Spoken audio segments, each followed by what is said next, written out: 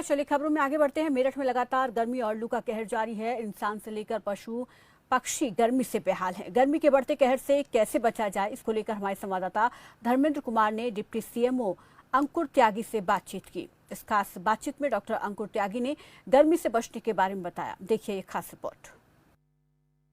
लगातार गर्मी बढ़ रही है और टेम्परेचर लगातार 40 के पार जा रहा है। उससे लोगों को बचना बिल्कुल मुश्किल हो रहा है। गर्मी से निजात पाने के लिए क्या क्या सुविधा अपनानी चाहिए, इन सब पर बात करने के लिए हमारे साथ डिप्टी सीएमओ हमारे साथ मौजूद हैं। उनसे बात करेंगे, डॉक्टर अंकुर त्यागी जी, उन्हीं से बात करेंगे। सर, क्या सावधानी अपनानी चाहिए? लगातार गर्मी बढ़ रही है, टेम्परेचर भी लगातार बढ़ रहा है। अगर बात करें बच्चों की और बुजुर्गों की, किस प्रकार से इनको बचाया जाए?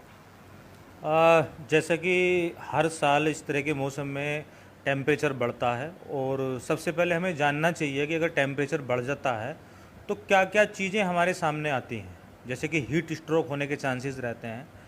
जो लोग जंगल में काम करते हैं, जैसे किसान भाई हैं या ऐसे मज़दूर लोग हैं जिनको उस माहौल में काम करना पड़ता है जहाँ टेम्परेचर ज़्यादा है, तो वहाँ पर जो हीट स्ट्रोक होता है यानी कि पानी की कमी हो जाती है। पानी की कमी होने का मतलब है कि जो इलेक्ट्रोलाइट्स हैं, बेसिकली जो सोडियम पोटेशियम इस तरह के इलेक्ट्रोलाइट्स हैं, वो इम्बैलेंस हो जाते हैं। और कई बार क्या होता है कि इस तरह के संक्रमण फैल जाते हैं कि जिससे उल्टी, दस्त, बुखार के केसेस आते हैं। तो सबसे ज़रूरी जो काम है वो है कि अपने आप को बहुत ज़्यादा इस तरह की गर्मी से बचाएं। दूसरा, अपने हाथ पैर की सफाई रखें, खाने पीने की सफाई का ध्यान रखें, ऐसी बाहर की चीज़ें ना खाएं जिससे कि संक्रमण फैलता है।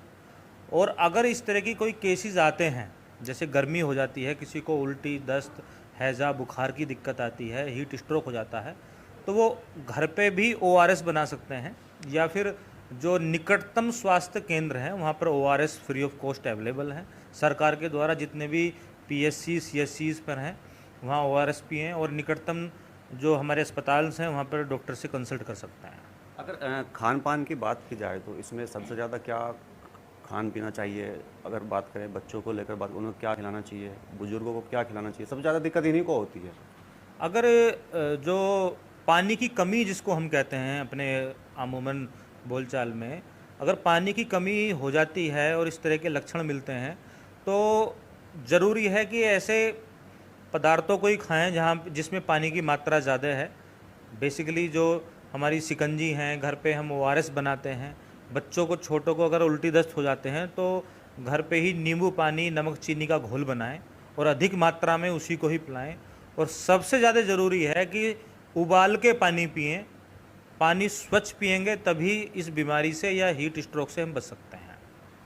अगर बात करें बीमारियों को लेकर, बात कर रहे हैं जिस प्रकार से आप, और क्या क्या बीमारियां इससे अलग लग सकती हैं बच्चे बात करें, फिर यंग की बात करें, यंगस्टर की बात करें, स्कूल कॉलेज भी लगातार अभी भी खुले हुए हैं, उसको लेकर उनको क्या क्या सावधानी अपनानी चाहिए? अगर जैसे तापमान लगातार बढ़ता है तो ये क्लाइमेट चेंज की वजह से है। अगर क्लाइमेट चेंज होता है और बहुत ज़्यादा बारिश होती है, फिर गर्मी आती है, तो ऐसी स्थिति में जो वायरसेस हैं वो ज़्यादा बढ़ जाते हैं। जैसे कि मलेरिया, डेंगू, चिकनगुनिया इस तरह की बीमारियां फैलती हैं। तो कोशिश करनी है कि जब भी कभी गर्मी ज़्यादा आती है, बरसात आती है, तो उस समय सबसे ज़्यादा ज़रूरी है कि स्वच्छ रहें।